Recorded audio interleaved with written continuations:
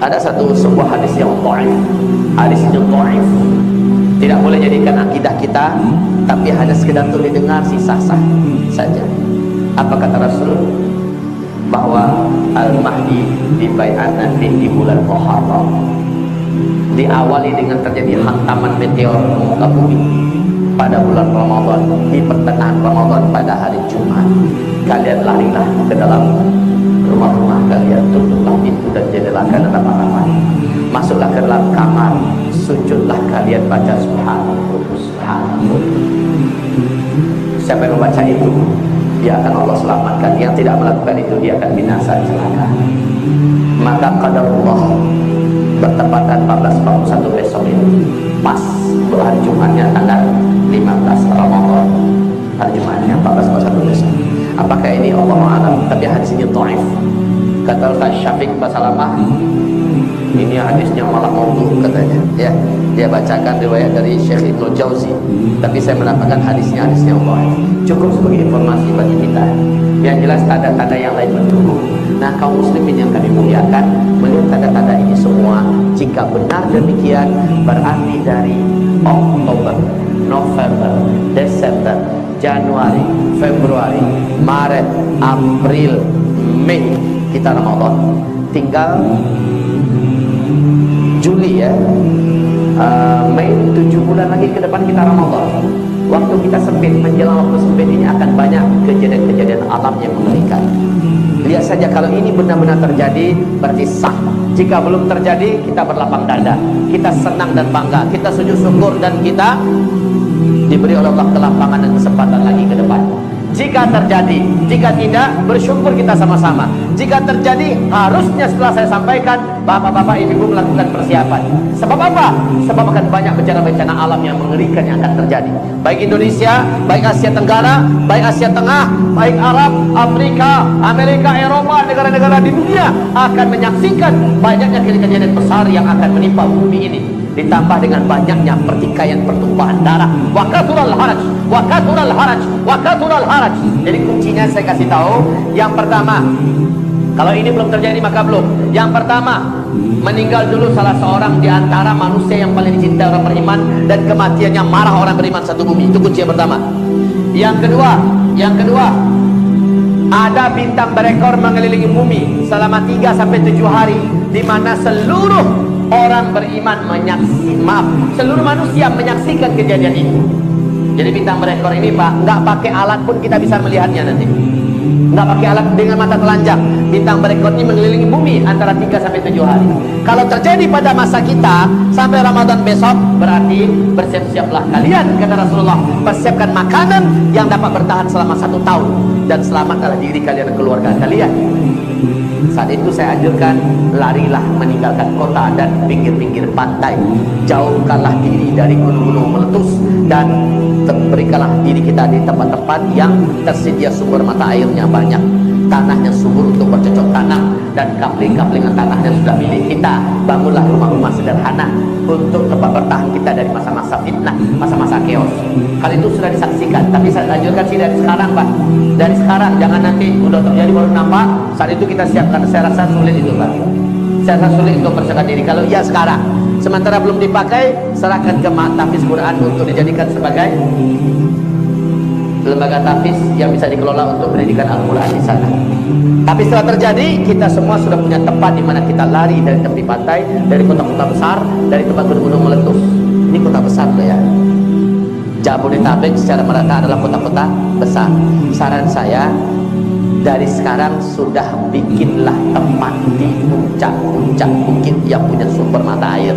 Bukit itu jauh dari kota, jauh dari gunung berapi, dan punya sumber-sumber kehidupan.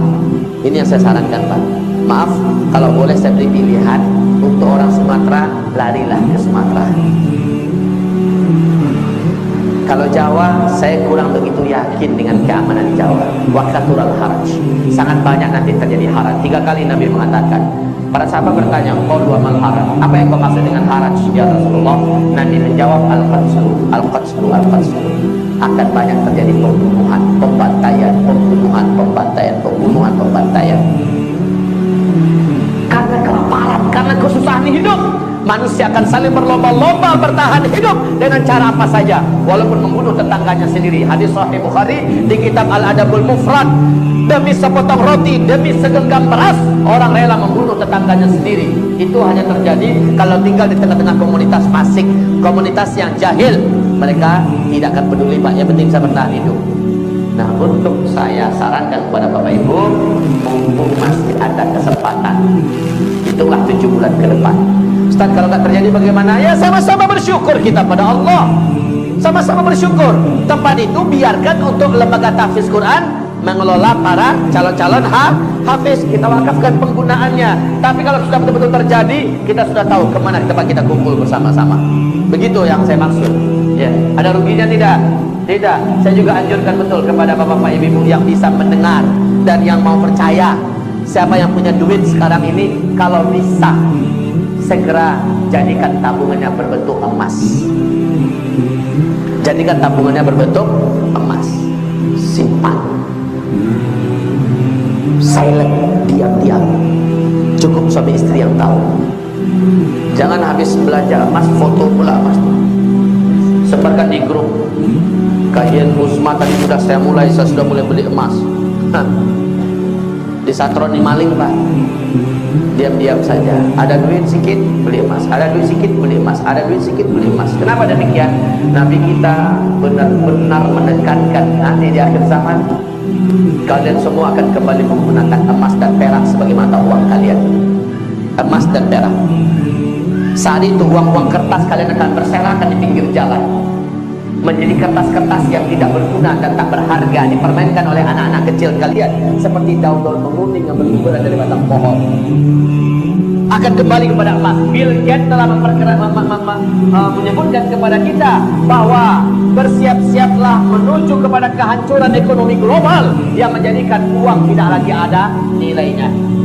Negara manapun akan merasakan dampak yang sangat mengerikan akibat kehancuran ekonomi global ini. Krisis moneter paling parah banyak dunia. Dan negara yang mampu bertahan adalah negara yang punya stok emas. Makanya jangan heran kalau tahun ini warga Tiongkok di Tiongkok sana sudah berlomba-lomba membeli emas. Warga Hong Kong sudah menarik tabung-tabungan mereka di bank-bank yang ada dan mereka membeli emas. Cina hari ini gila-gilaan membeli dan mengumpulkan emas. Amerika, Australia, Jerman, Inggris, dan negara besar dunia sekarang sedang membuat stok emas. Mereka yakin masa uang kertas ini akan berakhir. Kalau Bapak Ibu mendengar ada Bitcoin atau electronic money, saya pastikan dengan hadis-hadis Nabi itu tidak akan pernah berjaya. Walaupun sudah dimulai sekarang, kan sudah mulai mall, ya beberapa mall kan sudah mulai menggunakan Bitcoin, ya, menggunakan electronic money. Tapi itu tidak akan sampai berjaya dunia. Sebab apa? Masih di masa-masa jayanya uang kertas ini akan berakhir. Bapak semua akan digiring secara pasti oleh Allah kembali menggunakan emas. Jadi siapa yang punya duit, ada rezeki sedikit, ya belilah emas. 1 kilo, 2 kilo. Kenapa ketawa, Pak? Tapi amalkanlah sekali, Bapak tidak akan menyesal. Apa ruginya kita menjadikan mobil tabung kita tabung emas? Ada ruginya tidak? Emas cenderung naik harganya dan yang pasti dia stabil, ya kan? Toh kapan-kapan kita perlu uang masih bisa kita uangkan, jadi gak ada ruginya. Ini nasihat saya, ya. Wahai hamba Allah, Bapak Ibu sekalian, di akhir zaman ini kata Rasulullah SAW, orang-orang yang dijamin terjaga, orang-orang yang dijamin Allah selamatkan, baik dari dukhon, baik dari fitnah kemurtadan, baik dari fitnah kemunafikan, baik dari ketika munculnya Dajjal, orang yang dijamin oleh Allah selamat hanyalah orang yang imannya benar, imannya kuat, akidahnya teguh, tauhidnya lurus, sementara amal soleh mereka banyak. Mereka lah yang dijamin oleh Allah selamat. Bukan orang yang duitnya banyak, bukan orang yang investasinya banyak, bukan orang yang jabatannya tinggi, bukan orang yang hartanya dan tanahnya luas, bukan penguasa pemimpin, orang yang memiliki pangkat yang hebat, ya, yang akan selamat di akhir zaman hanyalah orang yang akidahnya kuat, imannya mantap, tauhidnya lurus, sementara amal solehnya banyak. hanya ini orang yang akan diselamatkan oleh Allah Subhanahu wa ta'ala.